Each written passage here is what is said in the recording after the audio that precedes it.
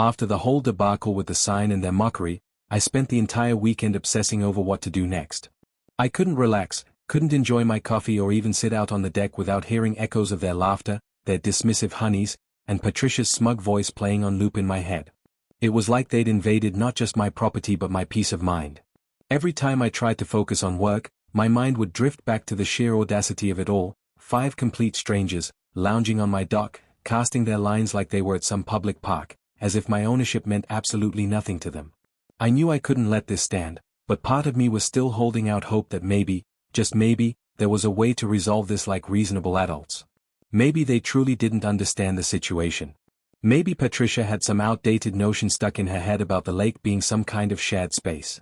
Maybe, if I just approached things differently, armed with the right facts and paperwork, we could come to some civil understanding. I wasn't trying to make enemies in a place I just moved into. The last thing I wanted was to be branded the hostile newcomer, the city guy who shows up and ruins everybody's fun. But at the same time, I wasn't about to roll over and let these people treat my property like their personal playground.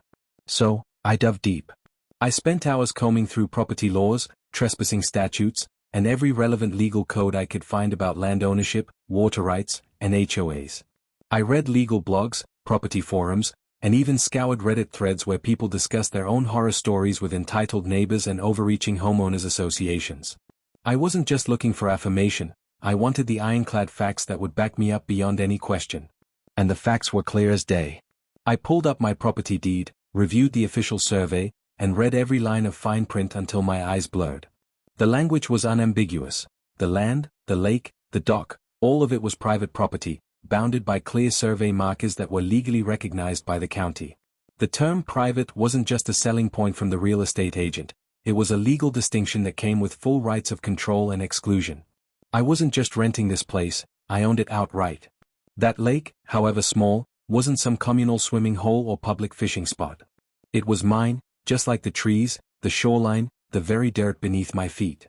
I also dug into the concept Patricia had thrown at me, common use. I wanted to know if there was even the slightest legal footing behind her claim that long-term use by the neighborhood somehow entitled them to access. Spoiler alert, there wasn't. In some rare cases, there are easements or public rights of way that can be established if land has been openly used for a certain purpose without the owner's objection for a specific number of years, but those conditions were strict and almost never applied to fully private, deeded property like mine. Plus, my deed had explicit language forbidding public access unless I, as the owner, permitted it. In other words, Patricia's so-called common use argument was complete and utter nonsense. It wasn't rooted in any actual legal precedent, it was just an excuse, a way to rationalize her entitlement. And judging by the confidence with which she dismissed me, I suspected she'd been feeding that same line to others in the neighborhood for years, and no one had ever challenged her on it. Still, even armed with all this knowledge, I hesitated to escalate. I could have called the police right then and there, I knew that. The law was on my side. Trespassing is trespassing, and the moment I'd told them to leave and they'd refused, they were in violation. But part of me still clung to the idea that this could be settled with a conversation, that if I presented the facts in a calm, rational way, they'd see reason. I didn't want to live in a constant state of hostility with my neighbors, even the obnoxious ones, and I definitely didn't want to develop a reputation as the litigious newcomer who got the cops involved at the first sign of trouble. In hindsight, that was probably my first real mistake, giving them the benefit of the doubt. I'd seen with my own eyes how Patricia and her friends had treated me, with smugness, disrespect, and outright defiance. They hadn't cared about the papers I showed them, and they certainly hadn't cared about the sign I posted. What made me think they'd care about yet another polite conversation? But at the time, I told myself that escalating things too quickly might make things worse. Maybe a neighborly chat, bolstered by documentation, could still fix this. I even thought about attending the next HOA meeting to bring up the issue formally, not because I believed the HOA had jurisdiction over my property, but because it seemed like a diplomatic move. I figured if I could at least get in front of the community and explain the situation, maybe the social pressure would curb Patricia's behavior. But that plan had a flaw. Patricia was on the HOA board. In fact, she was the secretary, a position of some influence, even if technically powerless over my private land. If she was already so entrenched in local politics, what were the odds she'd listen to reason in a public setting? Worse, she could easily spin the narrative, painting me as the outsider who didn't understand how things worked around here. The same condescending line she'd thrown at me on the dock. The more I thought about it, the clearer it became, these people didn't want to understand. They didn't care about deeds, property rights, or the law. They cared about maintaining the status quo, one where they got to treat my lake like it was theirs because no one had ever stopped them before. And why would they respect my ownership if the previous owners had either looked the other way or simply weren't around to enforce boundaries? They'd had years, decades, even, of uninterrupted access. In their minds, that wasn't just convenience, it was entitlement. That realization made my stomach churn. This wasn't just about a few fishing trips. This was about control, about power, about someone like Patricia, someone used to getting her way, refusing to accept that things had changed. My presence was an inconvenience to her, a speed bump in her long-running fantasy that she ran the neighborhood by sheer force of will. And yet, even knowing all that, I still wanted to avoid an all-out war. Maybe it was naivete, maybe it was wishful thinking, but I kept telling myself there had to be a way to resolve this without dragging the law into it. So I started drafting a letter, something formal, yet polite. I outlined the legal ownership of the property, attached a copy of the deed, and cited relevant trespassing statutes. I even included a paragraph that emphasized I wasn't trying to be unfriendly or exclusionary, that I respected the community but expected the same respect in return regarding my private property. I printed it on nice paper, signed it, and hand-delivered it to Patricia's house, sliding it carefully into her mailbox. I didn't get a response. Not a word, not a call, not a knock on my door. But I did get something else. The following weekend, Patricia and her fishing club were back on my dock, this time with more coolers, louder music, and a second portable radio just to drive the point home. They doubled down. It was a middle finger wrapped in a picnic. At that point, I realized I'd been played. The letter didn't intimidate them, it amused them. To them, I was a joke, the uptight new guy trying to wave his papers around, thinking that logic and civility would somehow undo 20 years of entitlement. That's when I knew things were going to get ugly. Still, I wasn't giving up. If civility didn't work, the next step was to build my case, gather evidence, and prepare for legal action if it came to that. I started documenting everything. Photos, videos, timestamps, recordings of their conversations when I was close enough to catch them bragging about breaking in the new guy. I also started logging every encounter, every trespass, every act of disrespect. If they wanted to push this into a battle, then I'd make damn sure I was prepared to win it. I didn't move out here, by a private lake, and build my dream life just to have it hijacked by a petty dictator and her beer-drinking minions. If they thought I was going to back down, well, they didn't know me at all. All I ever wanted was to enjoy my property in peace, to finally have that serene, quiet life I had worked so many years to build. But standing there in my kitchen that Monday morning, I couldn't help but wonder if, despite my best intentions, I'd already gained a reputation as the new guy with rules. The thought sat uncomfortably in my gut, like a stone. But I shook it off. Boundaries had to be respected. So that morning, after finishing my coffee, I drove to the local hardware store and bought a few lengths of sturdy lumber, some chain, and heavy-duty padlocks. My plan wasn't to create a fortress or a prison yard. I just wanted to send a clear but civil message that this property, especially the dock and the path leading to it, wasn't open for community hijinks. I measured and built a simple but effective chain barrier across the main path that led from my backyard to the dock. No barbed wire, no keep out or die signs, just a modest chain with a couple of bright markers to ensure no one could miss it. Alongside the barrier, I posted a second sign, larger and more explanatory than the first. It read, "Private property. Trespassers will be prosecuted. For inquiries about access, contact owner." I even listed an email address just in case someone genuinely wanted to discuss reasonable access. In my mind, this was the olive branch I was offering. I wasn't a monster, I just wanted respect for the property I legally owned. Looking back now, I can admit it was naive, maybe even foolish, to think that someone like Patricia would ever engage in anything resembling a rational conversation. But back then, I was still holding onto a sliver of optimism, believing that deep down, people were reasonable. That maybe, just maybe, this was all just a misunderstanding. That hope was shattered around noon when I heard a knock at my door. It wasn't aggressive or impatient, just a pleasant, almost musical rapping that sounded out of place given the brewing hostility. When I opened the door, there she was, Patricia, standing on my porch like we were about to film a neighborhood welcome commercial. She held a plate of homemade chocolate chip cookies, the kind you'd see cooling on a grandma's windowsill in a Hallmark movie. Her smile was wide, practiced, the corners of her mouth just a little too tight. "Hi there, neighbor," she chirped, her voice honeyed and saccharine. "I thought maybe we got off on the wrong foot. I brought you some cookies, you know, to welcome you to the community." I stared at her, momentarily caught off guard by the sheer audacity of it. Part of me wanted to slam the door in her face, but another part, the part raised to be polite even to people you despise, told me to play along. I took the cookies, forcing a polite smile, and against my better judgment, invited her inside for coffee. If there was any chance to resolve this like adults, I figured, this was it. So we sat at my kitchen table, the fresh smell of coffee blending with the sugary scent of her cookies, which, for the record, I did not eat. As we sipped our coffee, Patricia looked around my home, her eyes darting from the wooden beams of the ceiling to the framed photos on the walls, her gaze appraising, as if assessing the value of everything she saw. "You know," she began, her voice smooth as silk, "you should really reconsider this whole lake situation. The community has been using it for so long, people are starting to talk. You don't want to be known as the neighbor who ruined everyone's fun, do you?" There it was, the first layer of the velvet glove slipping to reveal the iron fist beneath. It wasn't an invitation for discussion, it was a warning dressed up as neighborly advice. I kept my voice measured, carefully explaining once again that the lake, the dock, and the surrounding property were all under my legal ownership. I reiterated that I wasn't trying to be a villain here, that I'd even be open to discussing some kind of formal access arrangement if, and only if, everyone respected the property and treated it with care. Her smile never faltered, but her eyes hardened. Something cold and sharp flickered there. "Honey," she said, drawing out the word like a slow dagger, "I think you're misunderstanding how things work in this community. The HOA has certain expectations about how residents behave. Cooperation is very important here. Very important." The way she emphasized those words made my skin crawl. It wasn't just a statement, it was a threat wrapped in a cashmere cardigan. And then the real Patricia finally surfaced. The facade cracked, just slightly, but enough for me to see the iron underneath. "You know what? You're going to regret this decision.